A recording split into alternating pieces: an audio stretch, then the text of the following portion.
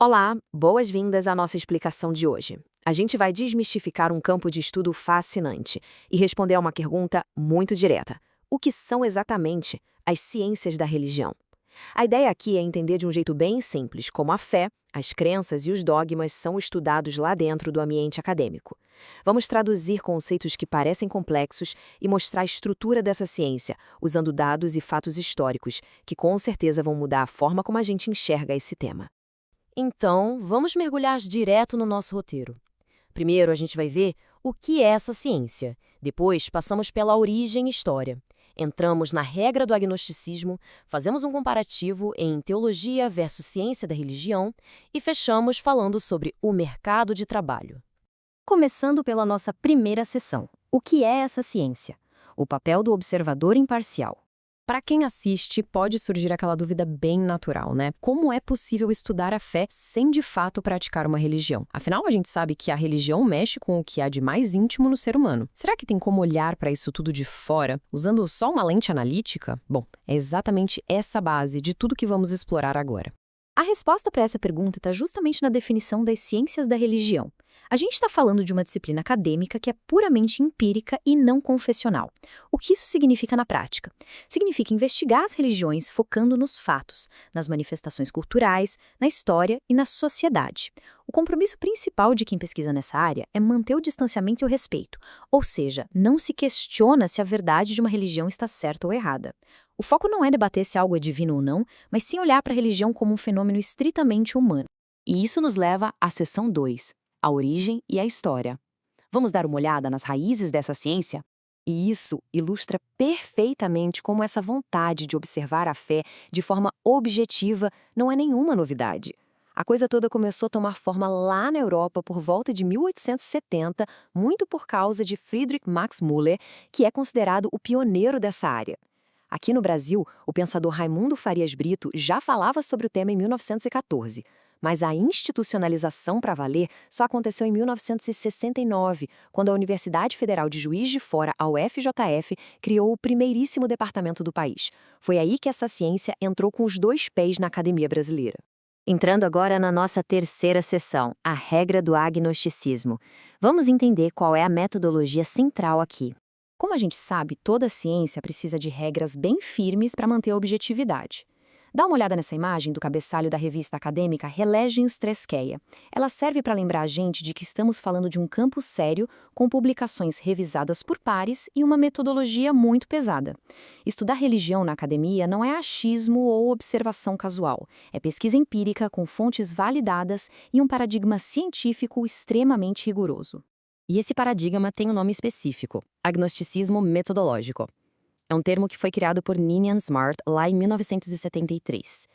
Mas o que isso quer dizer de um jeito bem simples? Basicamente é uma linha de fronteira. Significa que quem pesquisa simplesmente se recusa a confirmar ou negar qualquer alegação sobrenatural. É sobre suspender o julgamento de valor. Não importa se a pessoa é ateia ou fervorosamente religiosa na vida pessoal, no ambiente de trabalho, essa é a ferramenta disciplinar para conseguir analisar fatos puramente observáveis. Agora, o que é super interessante aqui nesta metáfora, que cristaliza isso de um jeito perfeito, é a ideia do biólogo. Pensa bem, um biólogo não tenta imaginar a experiência de ser um sapo antes de dissecá-lo para entender como ele funciona, certo? É a mesma lógica. As religiões podem e devem ser estudadas de forma analítica, de fora. Claro que dá para estudar a religião sentindo a experiência como um praticante, mas aí já é uma disciplina totalmente diferente e não a ciência da religião. É uma questão de fronteira de estudo, não de ser contra ou a favor de uma crença. O que nos puxa direto para a seção 4, teologia versus ciência da religião. Hora de esclarecer bem essas fronteiras. Então, o ponto crucial é entender esse contraste que costuma causar bastante confusão por aí. São duas áreas fantásticas, mas totalmente diferentes. Do lado esquerdo, a teologia funciona com um olhar êmico, ou seja, interno. Ela parte da fé, geralmente defende um dogma específico e pensa a tradição de dentro para fora.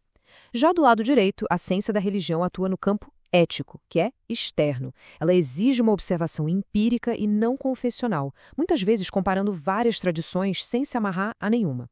Resumindo a ópera, a teologia é para quem busca uma compreensão baseada na fé, enquanto a ciência da religião é para quem quer aquela visão panorâmica e totalmente imparcial. E finalmente chegamos à seção 5, O mercado de trabalho. Vamos ver a aplicação de tudo isso no mundo real. Depois de entender toda essa teoria, por que a gente precisaria desses observadores imparciais hoje em dia?